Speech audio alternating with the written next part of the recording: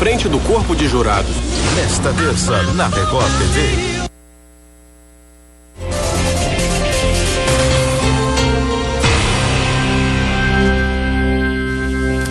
É muito ruim aquela situação que fica o dito pelo não dito, né? Quando o tabu impede a gente de conversar sobre algo importante.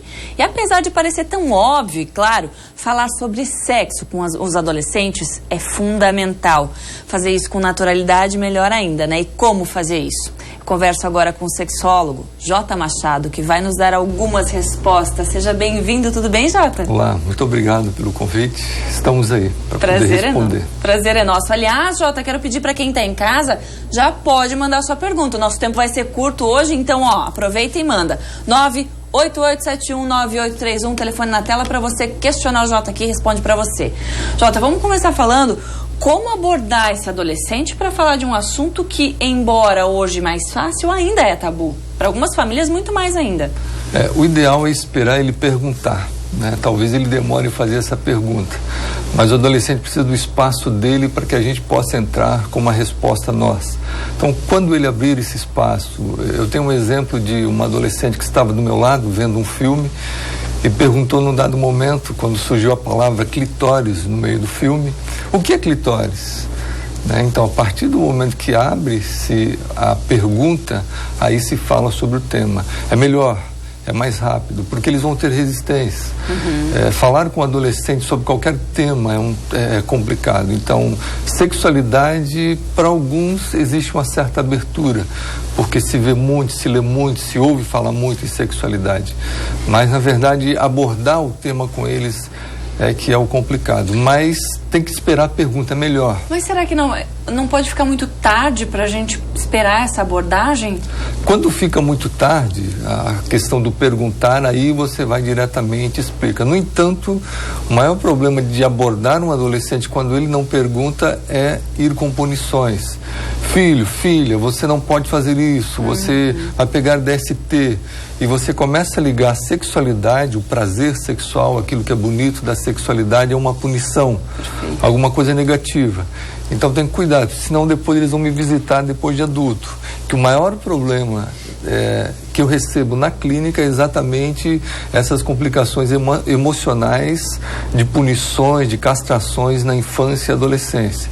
Então, se punir lá, reflete no futuro. Então, eu já recebi uma cliente, por exemplo, que usava a expressão de que o sexo era um arrombamento, era machucar, era ferir. O que ela criou após adulta? O vaginismo, uma contração pélvica muscular de que não consegue introduzir o dedo ou o pênis ou qualquer objeto. Ou seja, virou um trauma aquilo que na infância ou na adolescência não trataram de forma correta. Então, abordar o problema do... Mas tem idade para falar? A gente está falando de adolescente, mas eu já estou imaginando até pré-adolescente, enfim. As questões surgem também na infância, né? A infância é um lugar de descoberta que eles vão tendo por si só, né? Mas é conhecer o órgão genital, né? A fase fálica de conhecer o órgão, de se perceber, saber que ali se tem prazer, mas ainda não é sexualidade para o sexo, para o prazer, é uma sexualidade de descoberta mesmo. Então não é a mesma coisa. Na puberdade e adolescência é que se começa a pensar nessa questão de reprodução, nessa questão de prazer, nessa questão do gostar, do desejar, do ter vontade. Daí então se entra a abordagem para explicar. Eu sempre considero que a pergunta é interessante, mas de fato nunca dá para esperar uma pergunta, né? Mas ajude eles a fazerem a pergunta, crie situações dentro do ambiente. Claro. E aí se surge a oportunidade de poder falar. É exatamente essa cena que eu vejo, assim, converse abertamente em casa para que ele se sinta à vontade, né? Em perguntar, não, a gente não fala disso aqui, e aí como é que ele vai perguntar? Né? É que a cultura brasileira, ou melhor, a cultura ocidental, ela é diferente da oriental. Na nossa cultura ocidental se fala muito de sexo por sexo. Sim, exatamente. Né? Não há uma cultura como a tântrica que ensina as crianças desde de novinho a trabalhar faloculturismo, fortalecimento dos órgãos genitais. Se fala da sexualidade. E nós, ao contrário disso, a gente produz um certo tipo de punição quando se fala de sexualidade. Morremos de medo de falar de sexualidade porque temos medo de impulsioná-los para o sexo. sexo, né? De jogá-los para a sexualidade. Exatamente, ao invés de informar, a gente fica com esse receio. Jota, a gente tem pergunta da nossa plateia virtual, pode colocar aqui. Alexander perguntou qual é a hora certa para começar a vida sexual. Obrigada, Alexander.